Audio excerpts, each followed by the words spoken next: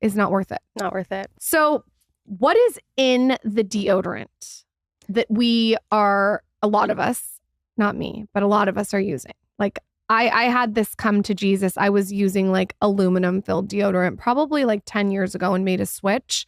But what's really in it? Like what are the ingredients if you get granular? Yeah, you mentioned aluminum. That is one of the worst offenders. It's been linked to Alzheimer's disease. Parabens. Most conventional deodorants are loaded with parabens. In one study, they found parabens in 98% of the breast cancer tumors that they sampled. So we're putting these things in a really absorbent area of the body. And not only are we putting those chemicals into the body, but the aluminum in the deodorant also blocks your pores, so you're not able to sweat anymore. And sweating is so important for detoxification. And that's why I think deodorant is one of the worst things you can do. And I always encourage people, if you're going to make one swap, let it be deodorant, because you're just putting so much junk into an absorbent area of the body and you're not letting your body detox like it was meant to do. You know what else it gives me anxiety is tampons. Yeah. Like I just feel like the bleach and the chlorine. Oh my gosh. I remember the scented ones. Like, oh. And then you like crazy. Put it up there with a plastic applicator. Uh-huh. And I mean, it's bleak. If you look at it, you know what else too? We can go on a real spiral. Toilet paper. Oh, so yeah, that's a swap that I recently made. Never thought about it up until a few months ago.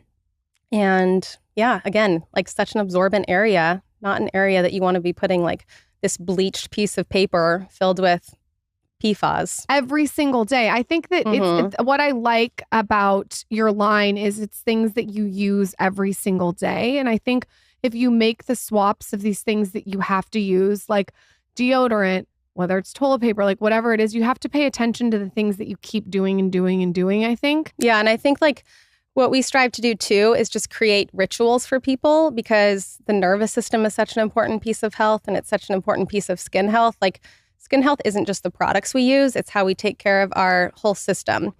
And so we strive to create, opportunities for people to just really like take a deep breath, unwind from the day, and kind of have this experience that you wouldn't normally necessarily have. What area, or I guess in certain products, or I guess just areas of people's life, do you get the most resistance when it comes to making switches?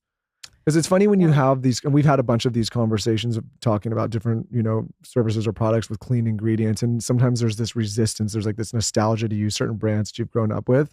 And I always find that so interesting. For me, the argument is simple as like, if you have two options and one of them is more harmful than the other, like it's kind of a no-brainer.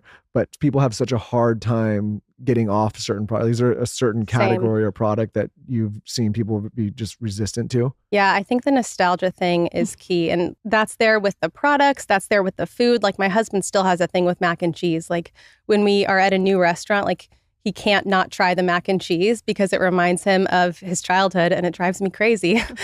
But it's like, there's so many things that we can't control, right? Like we can't always control the air we're breathing when we're outside.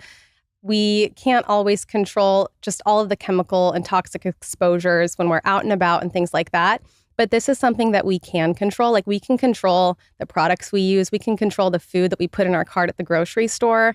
So while there are things that people may just be big sticking points for people, I think it's so important and empowering to make changes where you can.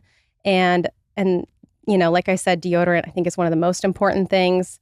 And that is one thing, though, that people are resistant to, especially guys. Like we have a lot of women that the guys got to get rid of the Old Spice, though. Sorry, guys, it doesn't smell good. It smells like shit. It's not. It smells so fortunately, bad. It's gross. I don't even use deodorant. Oh, let's go do your brag. Really? Let's go. This is the brag he always does. I want to hear about this. I haven't used deodorant in, I don't know, 20 You got to try Primarily Pure. I'll try Primarily Pure, but namely because I always felt it to be strange as a practice. I'm a little bit of a weirdo. I found it strange that I have to like put something under my arm to begin with.